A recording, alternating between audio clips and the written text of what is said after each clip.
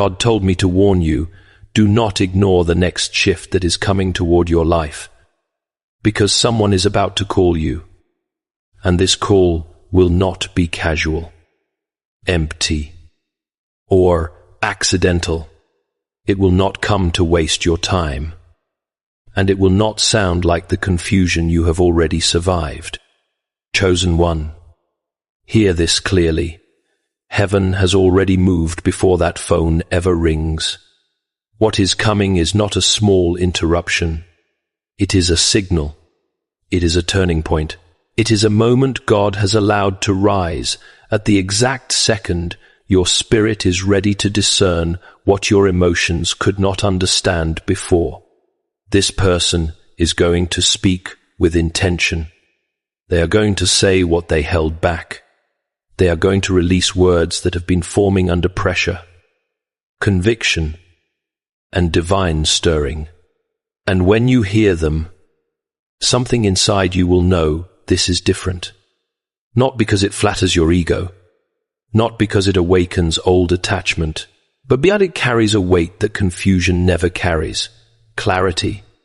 The Lord is saying to you today, your ears shall hear a word behind you, saying, this is the way. Walk in it, as written in Isaiah 30:21. That is the atmosphere around this moment. This is why you must stay spiritually alert. Samuel heard the voice of God before he understood the fullness of the assignment. And in the same way, you may hear this conversation before you fully understand how deeply it is connected to your next season. But do not dismiss it. Do not mock it. Do not rush ahead of it. See, Isluki, Lewis once wrote in Mere Christianity, aim at heaven and you will get earth thrown in. And that is exactly what God is correcting in you now. When you stop chasing what is earthly above all else, the Lord begins to align earthly things under His hand. This call may concern relationship, restoration, or divine realignment. But above all, it is about God's order invading a place where disorder once lived. If you are receiving this word, comment 777, I will not miss what God is releasing. Like this video, subscribe to this channel, and share this message with someone who needs confirmation today. This call is not casual, and that is why you cannot afford to meet it with a casual spirit. What is approaching your life carries consequence. It carries exposure. It carries revelation. God is not speaking about a light exchange of words that fades by morning. He is speaking about a moment that may uncover what has been hidden, confront what has been delayed, and force what is unresolved to stand in the light. Someone is about to speak from a place they could no longer silence. What they say may shake you, not because it is meant to destroy you, but because truth has a way of reaching places inside you that comfort never could. There are moments when heaven permits a conversation because the season of guessing must end. The Lord is bringing you to one of those moments now. That is why you must not answer from panic. Do not answer from old wounds. Do not answer from the voice of rejection that once taught you to expect disappointment before a sentence was even finished. Be still. Listen carefully. Discern deeply, because not every call changes your life. But some calls reveal that your life has already been changing behind the scenes for longer than you knew. The danger now is not only missing the call itself. The danger is misreading it. The danger is letting fear translate what God is trying to make clear. You have seen what confusion can do. You have seen how one unstable connection can drain peace, distort judgment, and leave the soul tired. You have seen how emotional uncertainty can become a private storm. So hear this warning with seriousness. If God is bringing clarity, do not cling to chaos because chaos feels familiar. If God is releasing truth, Do not hide inside delay, because delay feels safer than vulnerability. Esther did not step into her appointed hour by accident, and you will not step into this next moment by accident either. There is timing on this. There is pressure on this. There is mercy on this, for still the vision awaits its appointed time. It will surely come. It will not delay.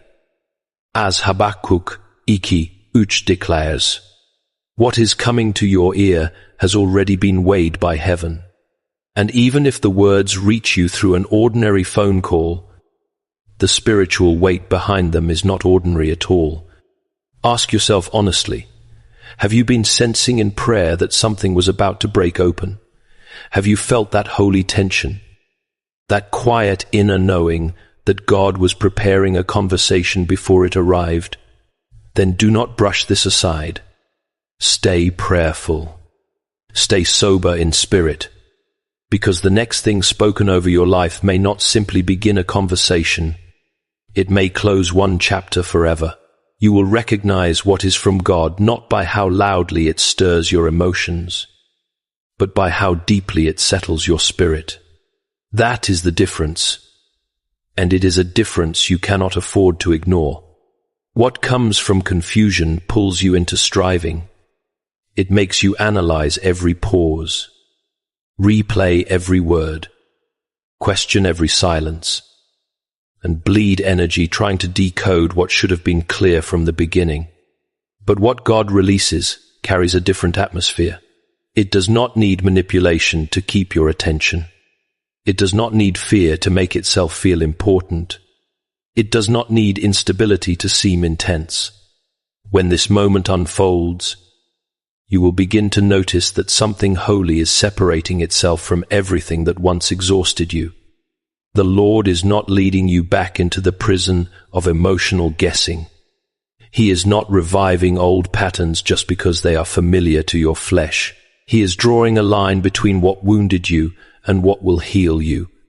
That is why this next step matters so much. Many people have mistaken anxiety for passion.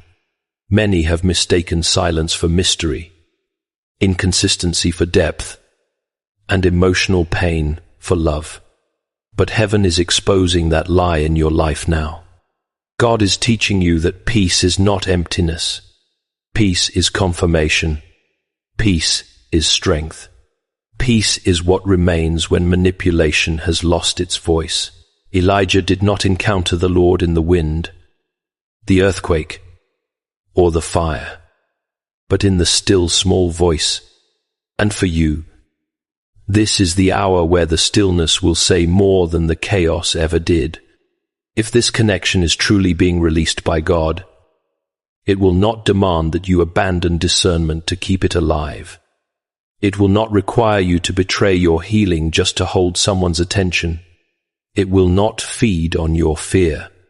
It will meet you where truth lives, and the peace of God, which surpasses all understanding, will guard your hearts and your minds through Christ Jesus.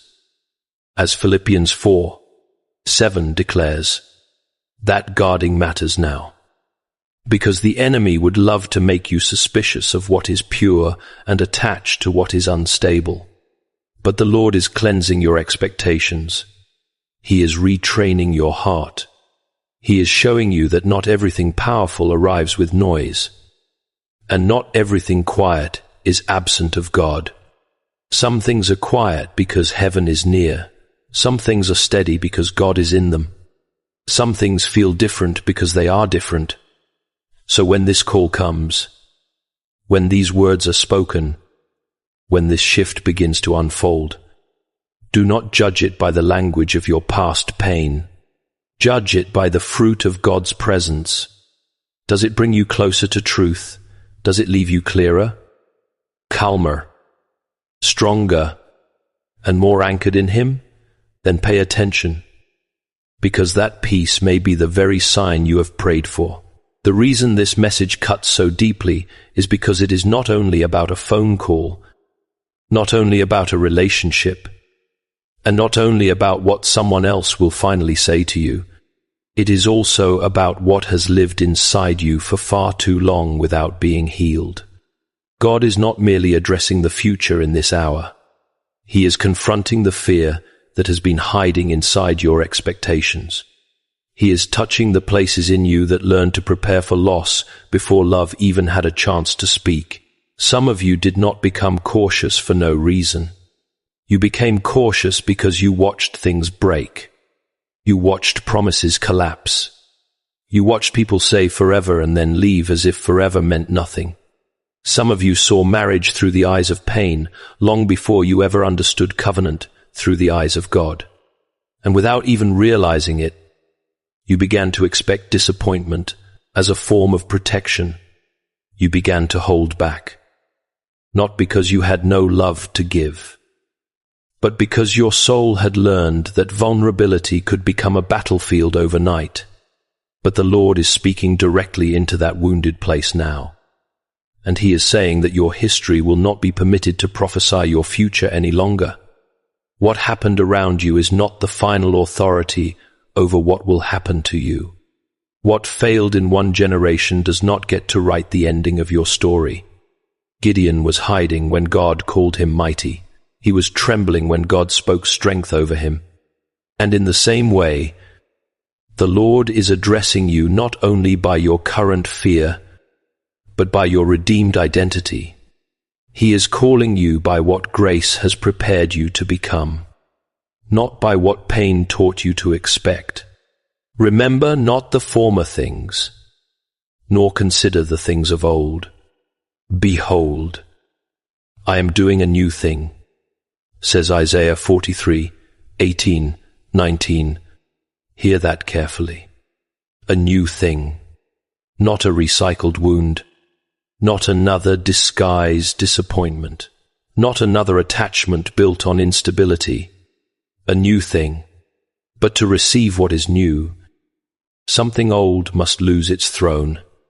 The old fear must come down. The old agreement with heartbreak must break. The old voice telling you, this will end badly too, must be silenced by the word of the Lord. See, side to, Lewis wrote in The Four Loves, to love at all is to be vulnerable.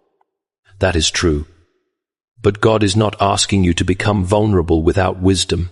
He is asking you to stop calling emotional shutdown discernment. He is asking you to stop naming fear maturity. He is asking you to let Him heal what you can no longer heal by merely avoiding it. So let me ask you something before this next door opens. Have you been guarding your heart? Or have you been burying it? Have you been seeking wisdom? Or have you been obeying fear? Tell the truth before God. Because what He is releasing next cannot be carried by a heart still chained to yesterday. God is not telling you to rush, but He is warning you not to hide behind delay either. There is a difference, and that difference matters more than many people realize. Some have destroyed their peace by moving ahead of God, but others have delayed their healing, their obedience, and their appointed season by calling hesitation wisdom. The Lord is speaking with precision in this hour, because your next step cannot be governed by impulse, and it cannot be paralyzed by fear. You are being called into discernment, not desperation, into response, not recklessness, into obedience, not emotional passivity. This is where many lose what heaven was trying to place into their hands. They do not always lose it through rebellion. Sometimes they lose it through overthinking, through spiritual exhaustion, through the habit of waiting long after God has already made the way clear. But the Lord is not the author of confusion, and when He begins to move, He also gives light for the step in front of you. I will instruct you and teach